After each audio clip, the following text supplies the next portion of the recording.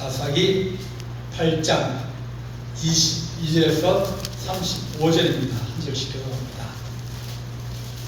사사기 8장 22절입니다.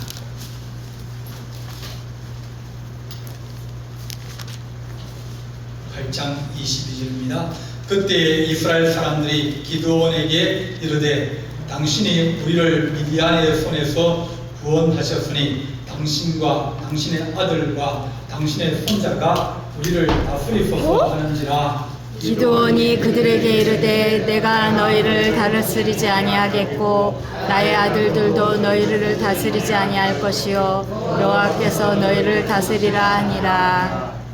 기드온이 또 그들에게 이르되 내가 너희에게 요청할 일이 있으니 너희는 각기 탈취한 귀고리를 내게 줄지라 하였으니 이는 그들이 이스라엘 사람들이므로 긴 귀고리가 있었습니다. 우리가 대답하되 우리가 즐거이 일하고 겉옷을 펴고 각기 탈취한 귀고리를 그 가운데 던지니. 기드온이 요청한 금 귀고리의 무게가 금 1700세겔이요 그 외에 또 초승달 장식들과 폐물과 미디안 왕들이 입었던 자색 의복과 또 그 외에 그들의 낙타 목에 둘렀던 사슬이 있었더라. 기드온이 그 금으로 예봇 하나를 만들어 자기의 백성으로 오프라에 두었더니 온 이스라엘이 그것을 편안하게 위하고 그것이 기드온과 그의 집에 올무다 되니라. 미디안이 이스라엘 자손 앞에 복종하여 다시는 그 머리를 들지 못하였으므로 기드온이 사는 40년 동안 그 땅이 평온하였더라. 요아스의 아들 여루바알이 돌아가서 자기 집에 거주하였는데 기드온이 아내가 많으므로 그의 몸에서 낳은 아들이 70명이었고 세겜에 있는 그의 첩도 아들을 낳았으므로 그 이름을 아비멜렉이라 하였더라. 요아스의 아들 기드온이 나이가 많아 죽음에 아비에셀의 사람의 오브라에 있는 그의 아버지 요아스의 묘실에 장사되었더라. 기드온이 이미 죽음에 이스라엘 자손이 돌아서서 바알들을 따라가 음행하였으며 또 바알 브릿을 자기들의 신으로 삼고 이스라엘 자손이 주위의 모든 무수들의 손에서 자기들을 건져내신 여호와 자기들의 하나님을 기억하지 아니하며 또 여룻바알이라 하는 기드온이 이스라엘에 베푼 모든 은혜를 따라 그의 집을 후대하지도 아니하였더라. 아멘. 기도하겠습니다. 사랑의 하나님 아버지, 오늘 기도원의 말씀을 우리가 읽고 또 듣고 또 나는 은혜를 받고자 합니다. 주께서 우리에게 지혜롭게 하시고 또 지혜로운 인생을 살게 하시며 하나님께서 기뻐하시는 복된 삶을 살아갈수록 주께서 도우시기를 간절히 바라옵고 이 모든 말씀 우리 주 예수 그리스도 이름으로 기도하옵나이다. 아멘. 욥기에 보면 8장 7절 보면 대시작은 미약하지만 나중은 장대하리라 그렇게 말씀하셨습니다. 다른 말하면 처음의 시작은 부족할 수 있고 작을 수 있고 그렇지만 나중은 좋아야 된다 그렇게 말합니다. 그래서 사람들은 젊었을 때보다 나이가 들을 때가 더 나아야 되고 나이가 들을 때보다 노년이 더 좋아야겠다 그렇게 우리에게 말씀하여 줍니다. 근데 어떤 사람은 거꾸로 되는 사람이 있습니다. 젊었을 때는 좋았는데 나이가 들고 힘들어지고 노년은 더 힘들어지는 그런 경우들이 가끔 있습니다. 그래서 우리가 살아가면서 노년이 더 복되게 하여 주옵소서. 아멘. 그렇게 우리가 기도를 해줍니다. 오늘 읽은 기도는 하나님의 부르심을 받고 이제 이스라엘 민족들 미디안 사람과 전쟁을 합니다. 전쟁을 할 때 이 미디안 족속은 여러 민족들이 연합을 해가지고 공격을 해온 거예요. 그런데 이스라엘은 지파별로 다 떨어져 있어가지고 이 연합이 잘 안 됩니다. 예를 들면 경상남도 있고 경상북도 있고 전라도 있고 이러면 전라도에 무슨 일이 생겼다. 그러면 경상도 사람은 자기가 당하지 않았고 또 피해를 입지 않아서 아무 그 느낌이 없습니다. 이제 81년도 제가 입학을 했는데 입학을 해서 이제 서울시대를 갔더니 학교가 좀 이제 우리 그때가 이제 데모를 많이 하던지 80년도에 그 광주 사태가 일어나가지고 그래서 저희가 뭐 합니까?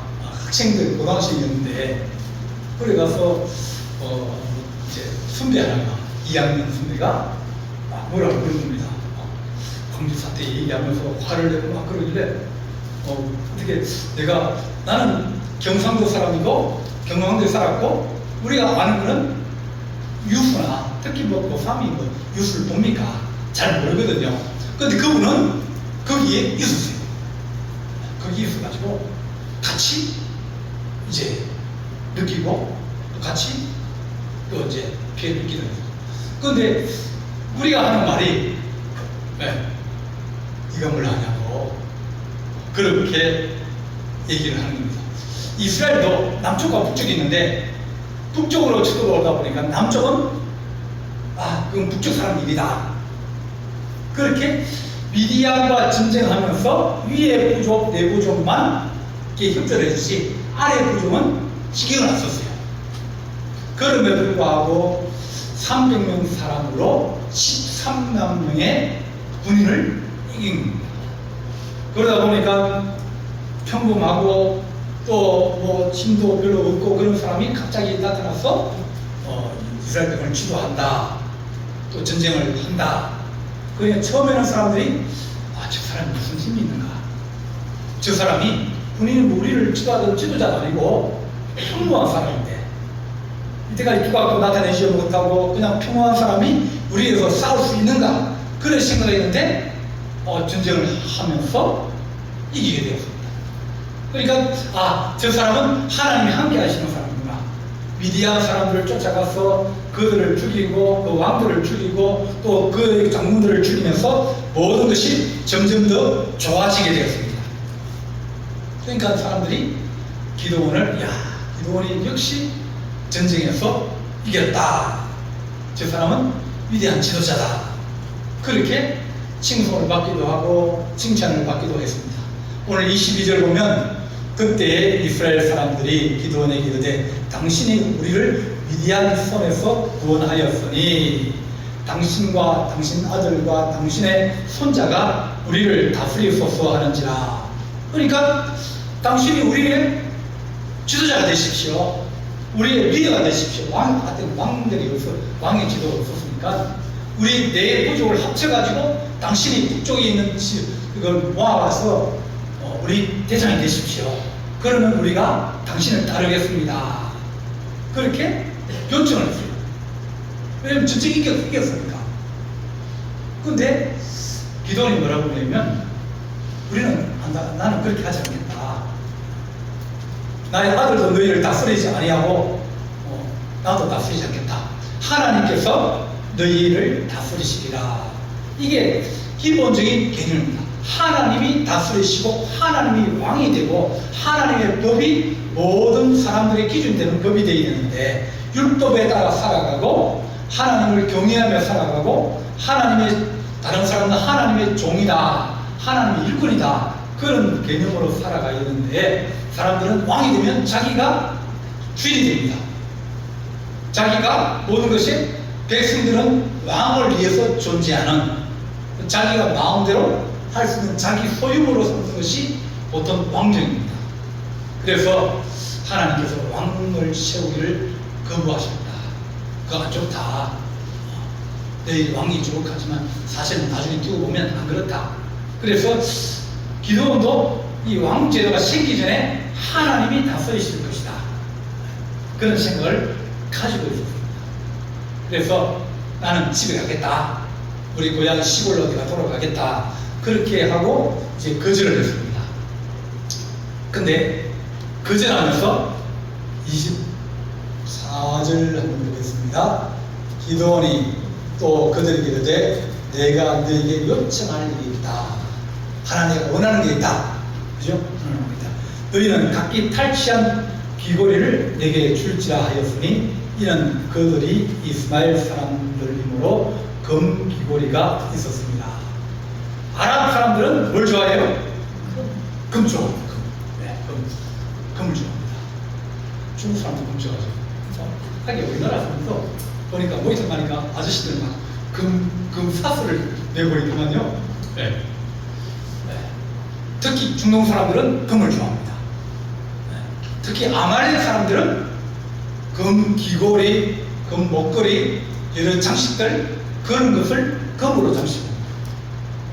그런데 이 기도원이 내가 우리 전쟁 이겼지 않느냐, 전쟁 이겨서 13만 명 되는 사람들에게서 금 귀걸이 빼앗고 금 목걸이 빼앗고 이렇게 빼앗고 보니까 이렇게 많이 모이는 거예요.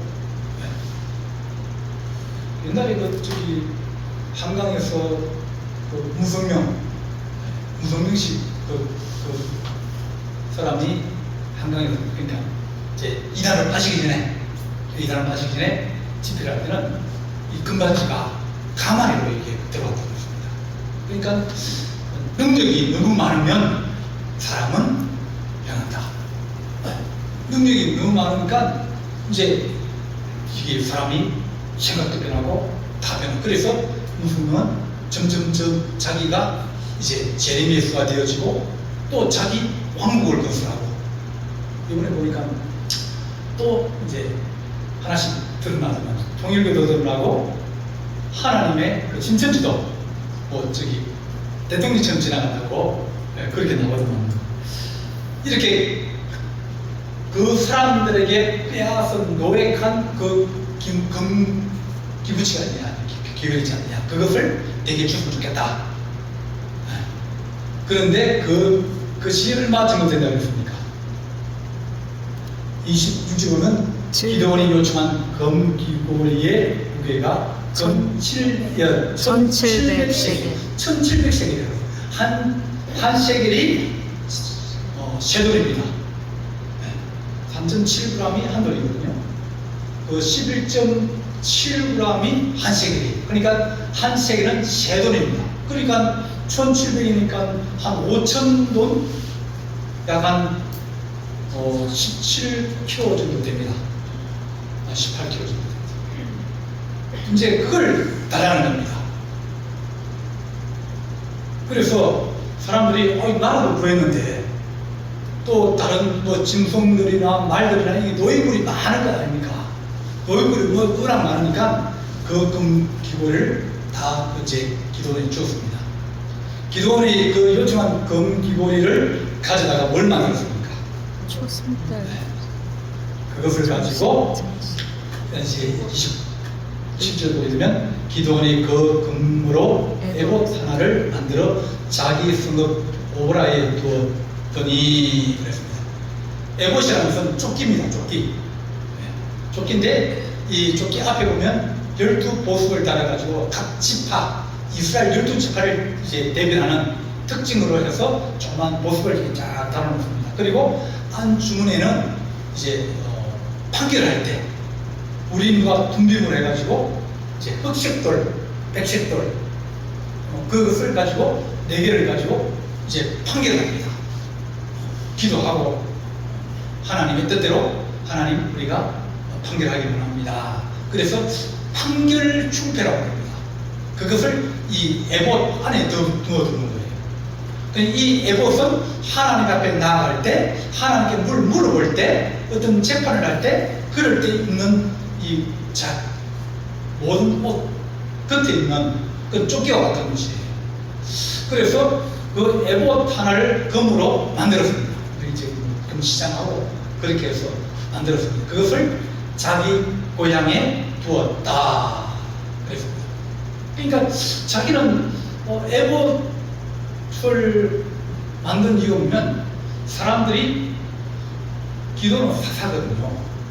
사사를 그랬습니다. 사사는 그 뜻이 뭐냐면 재판관이라는 뜻입니다. 하나님의 선지자이기도 하지만 이스라엘 백성을 재판하고 또 다스리고 그런 기능을 가지고 있습니다. 그 사람들이 물어볼 거 아닙니까? 사람들이 물어보러 오는데, 그런데 물어볼 때 내가 에봇을 딱 입고 이제 쓰면 얼마나 좋으냐. 우리가 예배 때 가운을 입습니다. 가운을 입으면 얼마나 좋은지 모릅니다. 왜냐면 양복을 안 입어야 되거든요. 양복을 입어야 되면 계속 양복 관리를 해야 돼요. 그래서 한 번 이게 설교 주일 한 번 지나면 땀에 이게 다 젖거든요. 양복을 입으려고 그러면 매주마다 하든지 2주에 한 번씩 드라이를 계속 해야 돼요. 입으려면. 근데 가운을 입으면 안에를 벗어버리니까 드라이 안 해야 되는 거예요. 그런 이제 그 통일 뭐 어떻게 보면 예배 시간에 입는 이제 옷을 딱 되면 좋은데, 이 에봇은 책판할 때 누군가 물어보러 올 때 그때 입는 겁니다. 근데 보통은 에봇은 어디지 않으면 실로에 있어요. 실로라는 것은 하나님의 언약궤를 둔 것이 실로입니다. 그 언약궤가 있고 그것을 돌보는 제사장이 있어요. 제사장이 하나님 앞에 물어볼 때 이 에봇을 입고 물어보는 겁니다. 그러니까 어떻게 보면 이제 사사가 있고 언약궤가 있고, 그러니까 사람들이 언약궤 잘 물어보러 안 가는 겁니다. 신앙의 오늘 읽은 말씀 마지막에 보면 사람들이 이제 점점 더 하나님을 잊어버리고 우상을 따라가고 그러다 보면 물어보러 갈 때 누가 되면 점쟁이한테 물어보러 가지, 무당한테 물어보러 가지, 하나님한테 물어보러 기도하러 안 가는 겁니다. 믿음이 엎드려지니까. 그래서 실로에 하나님을 더 숨기면 실로에 있는 제사장에게 가서 제사장이 에봇을 입고 하나님 앞에 제사를 드리고 상문제 아침과 저녁에 제사를 드리고 그렇게 하면서 그것을 유지하고 영적인 것을 유지했는데, 이 두 개가 생긴 겁니다. 하나는 실로에 제사장이 있는 에봇이 하나 있고, 이제 이 오브라에 이 기도원의 고향집에 이제 이 에봇을 하나 두었습니다. 그러니까 사람들이 누구에게 있습니까? 사사, 영웅, 우리를 구원한 영웅, 그들에게 가는 겁니다. 그러다 보니까 사람들이 오면 이 에봇을 이제 걸어 놓는다 이러면 사람들이 그것을 어떻게 되면 금으로 만들고 또 화려하고 하나님의 선물 아닙니까? 하나님의 선물이니까 이것은 하나님의 존재를 의미한다. 그래가지고 들어올 때마다 어떻게 한다고요? 만져보기도 하고, 또 걸어놓은 그 앞에다가 그 앞에 기도하기도 하고, 그러면서 사람들이 하나님을 숨기는 게 아니라 이제는 그 에봇이 하나님 때문인 거예요. 물건이 하나님 때문입니다. 하나님은 우리에게 전할 때 어떤 형상으로도 만들지 마라. 그것이 하나님의 법이었거든요. 하나님께서 세운 제사장에게는 에봇을 가지고 하나님 앞에 나아갈 때, 하나님의 일을 할 때, 그럴 때 입으라고 하는 것이지, 그것을 걸어두고 그것을 바깥에 걸어두가지고 사람들이 지나갈 때마다 그것을 쳐다보고 거기에 절을 하고 거기에 기도하고 그것을 만져보고 그렇게 하다 보면 그것이 우상이 되어집니다. 제사장의 가운도 한번 안 입습니다. 보통은 절기 때만 입습니다. 절기 때 입을 때도 보통 때는 이제 넣었다가 절기 때 꺼내 입어요. 근데 예수님 당시에는 이 로마 총독이 그 예복을 보관하고 있었습니다. 그 제사장이 이번 6월절 지키러 가야 했는데 6월절 지키러 가려면 누가 해야 되냐면 총독한테 가가지고 가운 좀 내주십시오. 그렇게 부탁을 해야 가운을 받아가지고 입고 6월절 제사를 드리는 겁니다. 그러다 보니까 총독이 제사장에 목을 딱 집어넣는 겁니다. 말 안 들으면 바꿔버리는 겁니다. 말 안 들으면 가운을 안 내주는 거예요. 그래서 제사장과 총독은 결탁될 수밖에 없다. 바치고 받고 봐주고 그런 겁니다. 이렇게 기도는 그 에봇을 만들 때 좋은 의도로 만들었을 거예요. 하나님께 물어봐야지. 근데 그것을 바라보는 사람들의 마음은 안 그렇다. 그것을 자기 승업에 두었으나 온 이스라엘이 그것을 음란하게 위함으로 그랬습니다. 이방의 신은 항상 제사를 드리면 거기는 이 혼음이 있습니다. 먹고 마시고 춤추고 같이 잠자고 그러면서 이방의 제사는 음란한 그런 영들이 역사합니다. 근데 하나님의 성전에는 그러지 못하겠거든요. 그래서 그것을 두었더니 이 사람들이 옛날에 자기들이 다른 신들이 있는 그런 것을 보고 거기 가서 구경하고 그렇게 오면서 이제 그것을 중심으로 점점 사람들이 더 모이게 되고 또 그것을 통해서 사람들이 우상을 숨기고 음란해지고 또 그것이 이제 사람들의 삶을 바꿔버립니다. 그래서 어떻게 하든지 하나님처럼 여기는 것은 우리 안에 없어야 된다. 그래서 그것이 기드온과 그의 집에 올무가 되었다. 잘못된 거예요. 기드온이 아무리 좋은 뜻을 가지고 하였어도 그것이 다른 사람의 마음에 걸림돌이 되거나 그 사람은 그것이 다른 사람의 시험이 되거나 그것이 다른 사람의 어떤 믿음에 해가 된다면 안 하는 게 더 낫다. 그래서 자기는 그 금붙이를 받아가지고 금붙이를 받는 이유가 금을 가지면 사람들이 어디 쓰냐면 대부분은 신상을 만들었습니다. 아론이 이제 모세가 산에 올라가서 40분 동안 기도하면서 있는데 기다려도 모세가 안 내려오는 거예요. 올라가서 짐승에 물려 죽었구나. 방금 하나님이 충동해가지고 모세가 죽었는가 보다. 그렇게 생각하고 아론에게 우리를 대신할 신을 만들어달라. 그런 거예요. 야, 신, 아직 시키면 받기 전이거든요. 모세가 내려와야 받으니까. 그러니까 이 사람들이 우리가 가지고 왔던 애굽에서 가지고 집 팔고 땅 팔고 그러면서 뭘로 바꾸면 금은보화로 바꾸고 이건 어디 가도 통용이 되니까 그것을 내놓으면서 이걸 가지고 우리 신을 만들어달라. 꼭 숨겨두고 꼭 묶어두고 꼭 넣어뒀던 것을 뭘 하면 신의 형상, 드라빔을 만들든지 송아지 우상을 만들든지 그런 것을 만들 때 이 금붙이가 사용되는 경우들이 많이 있는 겁니다. 그래서 그것을 우리 하나님의 영광을 입을 때 어떤 사람들은 하나님의 언약궤를 만들고 하나님의 것을 만들 때 금을 내놓았더니 그것이 너무 많아가지고 이제 모세가 그만 가져와라. 이제 충분하다. 어떤 사람들은 우상을 만드는데 그걸 쓰는 사람이 있는가 하면 어떤 사람은 하나님의 거룩한 언약궤를 만들려고 드리는 그런 예물도 있습니다. 금붙이가 금반지가 있어요. 금반지가 있어요. 그거 어디다 쓸 겁니까? 금반지 어디다 쓸 거면 파실 거예요? 팔라면 지금 팔아야 됩니다. 금값이 최고거든요. 안 팔 거잖아요. 그러면 뭐 할 거예요? 물려줘. 물려주라고. 근데 물려주면 그 사람들은 여러분들은 귀하고 귀해서 봉에 넣어두는데 받는 사람들은 그럼 5개 받았다. 금바지 2개 받았다. 그러면 어머니 너무 고마워요. 금바지 주셔서 그럴 것 같아요? 안 그럽니다.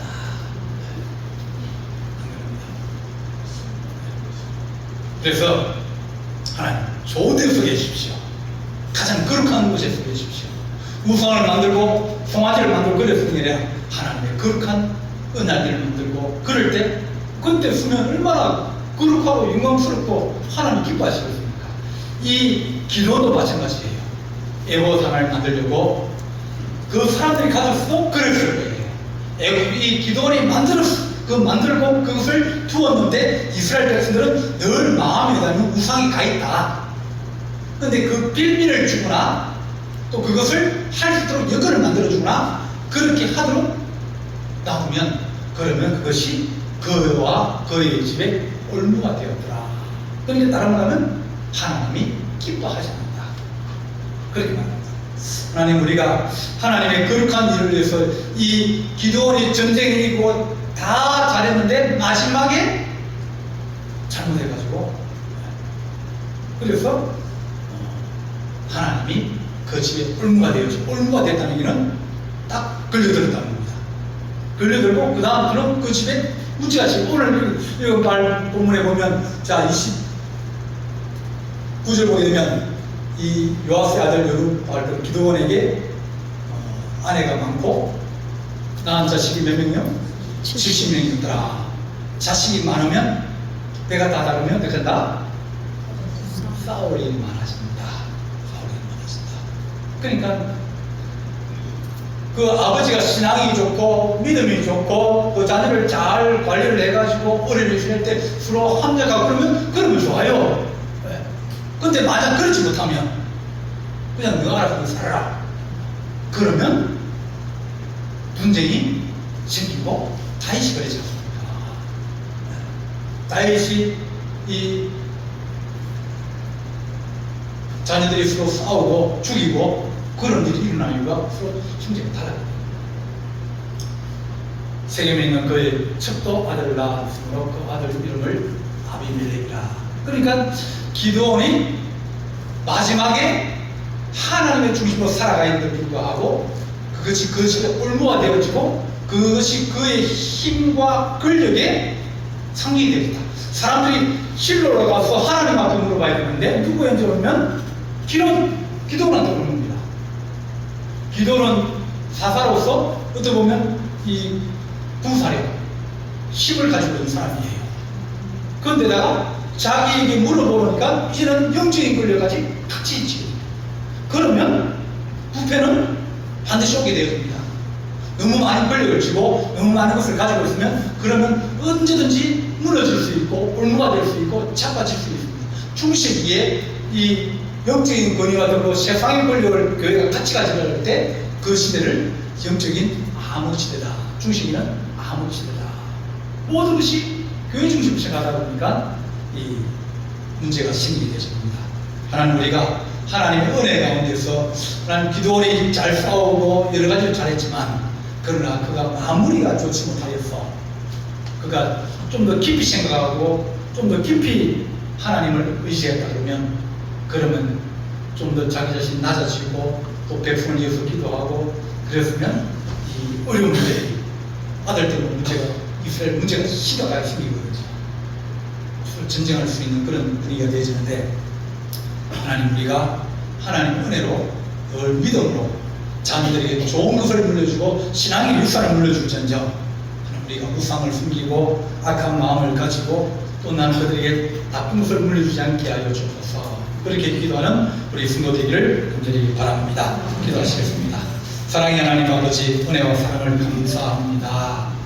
우리가 하나님 나이가 들면 들수록 더 애착을 가지고 또한 나이가 들면 들수록 더 권력과 힘을 하나님 우리가 가지고 원하지만 하나님 아버지 우리가 주께 몸 돌리며 또 주께 감사하며 더 겸손하여 지게 하시고 또 하나님 앞에 더 나아갈 수 있는 또한 하나님 더 좋은 신앙의 유산을 물려주시는 그런 하나님의 거룩한 자들이 되게 하여 주옵소서. 우리 주님께서 함께할 준비 사옵고 예수님의 이름으로 기도하옵나이다.